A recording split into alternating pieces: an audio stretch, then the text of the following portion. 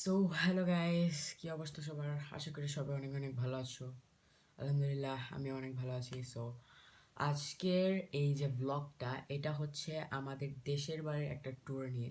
So recently আমরা যাচ্ছি আমাদের দেশের বাড়ি ফেনীতে। সেখানে যে আমরা 7 থেকে 8 দিনের একটা ট্যুর হবে। সো ওখানে যাব, বিভিন্ন জিনিস দেখবো, ব্লা ব্লা, দেশের বাড়িতে যা করে তাই গ্রামের বাড়িতে মানুষ। অ্যান্ড এই সব কিছুর একটা ট্যুর ভ্লগ আমি আজকে তোমাদের সাথে শেয়ার করব। আমার প্রত্যেকটা জিনিস যা যা করেছি ওখানে, যা সব তোমাদের সাথে আজকের এই ভিডিওতে, এই ভ্লগের মধ্যে শেয়ার করব। So watch till the end.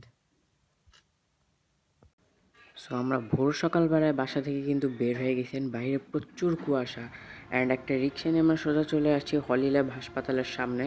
And এখানে আমাদের বাস আসবে। অ্যান্ড কিছুক্ষণ পর বাস এসে পড়ছে, অ্যান্ড আমরা বাসের উপর কিন্তু উঠে পড়ছি।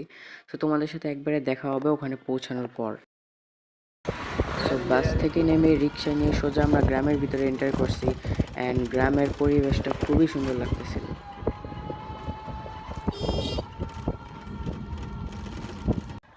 ঘরের ভিতর ব্যাগ রেখে আমরা চলে আসছি বাইরে একটু এক্সপ্লোর করতে।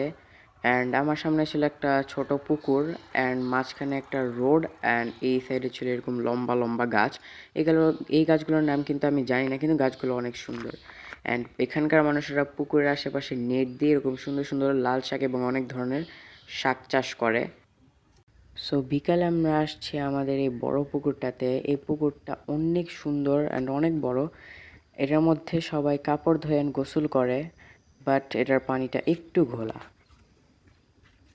সো গাইজ, এখন বাজে 8:23 বা 25 সামথিং। বাট একটা মজার বিষয় হচ্ছে যে এখানে কিন্তু মাত্র 8:25 বাজে, বাট আমি যদি বাইরের সিনারিও দেখাই, মাত্র 8:25 বাজে আর একদম পুরা ঘুটঘুটে অন্ধকার।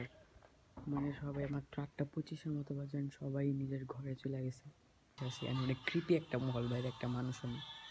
এদিক দিয়ে শিয়ালরাও ডাকাডাকি করতেছে। The next day. So guys, good morning. রাত্রে আর ভ্লগটা কন্টিনিউ করা হয়নি, জাস্ট বিকজ অফ অনেক রাত হয়ে গেছিল। গ্রামে তো জানেই, অল্প রাত মানে অনেক রাত।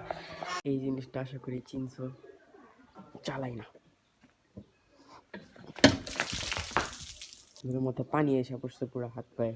এখন হচ্ছে আমাদের একটা বিয়ের বা বৌভাতের অনুষ্ঠান আছে গ্রামের একটা জায়গায়, সাইডে কোথাও।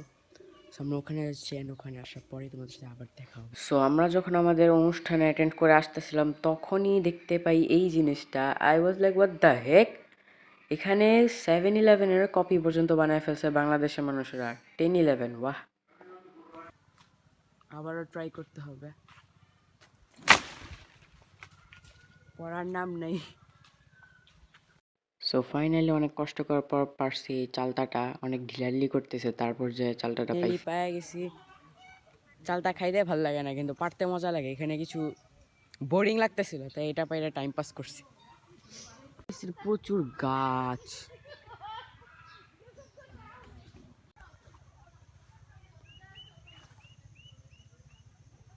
এখানে একটা বড় টাওয়ার। সো এখানে একটা বড় পুকুর ছিল, যেটা থেকে সেচ করে সব পানি ফালায় দেওয়া হয়েছে। বাট এটা দেখতে কিন্তু অনেক সুন্দর লাগতেছে, একটা ফুটবল মাঠের মতো। সো এইখানে একটা বড় জায়গা জুড়ে ছিল ধান ক্ষেত, অ্যান্ড এই সাইডে ছিল ঝাউ গাছ। ঝাউ গাছটা কিন্তু অনেক সুন্দর লাগতেছিল, অ্যান্ড ওয়েদারটাও খুবই সুন্দর, ভালো একটা ওয়েদার।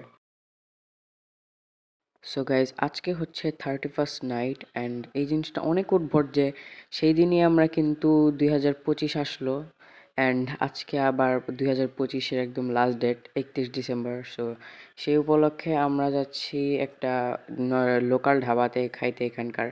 সো ধাবাটা অনেক সুন্দর ছিল, ছোট জায়গার মধ্যে অনেক সুন্দর করে সাজানো গোছানো ছিল। বাট এইটার ভিতরের ইন্টেরিয়ারটা একটা বেডরুমের মতো, মানে উদ্ভট একটা জিনিস।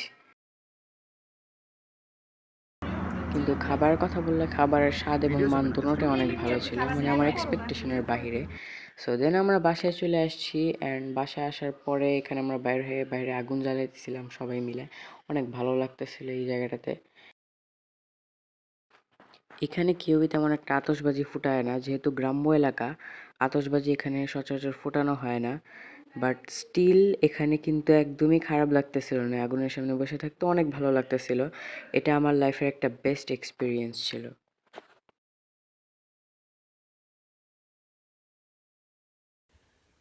সো গুড মর্নিং গাইস, আজকে হচ্ছে 1 জানুয়ারি। Can you imagine it? চারিদিকে কুয়াশা দিয়ে ভরা একদম একটা অবস্থা। সো গ্রামটা হালকা হাঁটতে বেরোলাম সকালে, অ্যান্ড চারিদিকে একদম সুন্দর সবুজ সবুজ অ্যান্ড ছোট ছোট ওয়াটার বডিজ ছিল। অনেক ভালো লাগতেছিল এখানে ঘুরতে। So I am walking through this road. It's been so fun actually. এটা প্রচুর ঠান্ডা কিন্তু পরিবেশটা অনেক সুন্দর। একা হাঁটতে হাঁটতে কই পর্যন্ত চলে আসছি আমি। আহারে এটা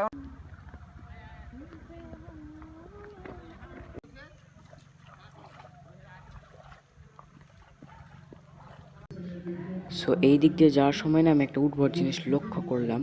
এখানে লিটারালি জায়ান্ট একটা স্পাইডার ছিল। আমাদের ঢাকার বা ওই সাইডের স্পাইডার থেকে এটা বহুত বড়, প্রায় 3-4 গুণ বড়। এত বড় স্পাইডার আমি কখনো দেখিনি। আর বিকালে আমরা আসছিলাম এখানকার একটা লোকাল পার্কে। পার্কটা অনেকটাই সুন্দর ছিল অ্যান্ড এখানে কিন্তু আমরা বোটিং করতেছিলাম। অ্যান্ড এখানে এই রাইডটা আমার কাছে অনেক ফানি লাগছে।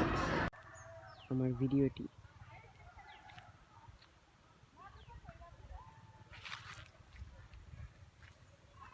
যখন আমরা এসেছি আমাদের গ্রামের একটা ভিতরের জায়গায়, এই সাইডটা খুবই সুন্দর। এখানে বেশিরভাগ চাষ করা হয় বিভিন্ন জিনিস, লাল শাক অ্যান্ড বিভিন্ন ধরনের শাক টাক চাষ করা হয়। অ্যান্ড এখানে আমি আসছি আমাদের গ্রামের একজনের সাথে, আবরারোর নাম। সো ওই আমাকে দেখাচ্ছে এই সব কিছু, ওর সাথে আমি কিন্তু এই সাইডটা এক্সপ্লোর করতেছি। অ্যান্ড এই জায়গায় অনেক কিছু আছে দেখার মতো, অ্যান্ড জায়গাটা অনেক সুন্দর। লাইক এখানে এরকম সুন্দর সানলাইট পড়তেছে। সো এই সাইডে যে দেখতে পাচ্ছেন বিভিন্ন ধরনের, এটা কিন্তু লাল শাক। আমিও প্রথমে দেখে অবাক হয়েছি। অ্যান্ড আচ্ছা ওইটা কি শাক আপনার? এটা হ্যাঁ হ্যাঁ, এটা পালং শাক, এটা পালং শাক। অ্যান্ড এটা মূলা শাক এবং মূলা শাক আর লাল শাক একসাথে। হ্যাঁ। জিনিসটা অনেক ইন্টারেস্টিং। অ্যান্ড এখানে এই যে সবাই কাজ টাজ করে। অ্যান্ড এখানে সবচেয়ে বেশি ইন্টারেস্টিং হচ্ছে একটা জায়ান্ট সাইজের লাউ। মিষ্টি কুমড়া। ও সরি, মিষ্টি কুমড়া। কত জোস দেখতে! এত বড় সাইজের কিন্তু সচরাচর দেখা যায় না।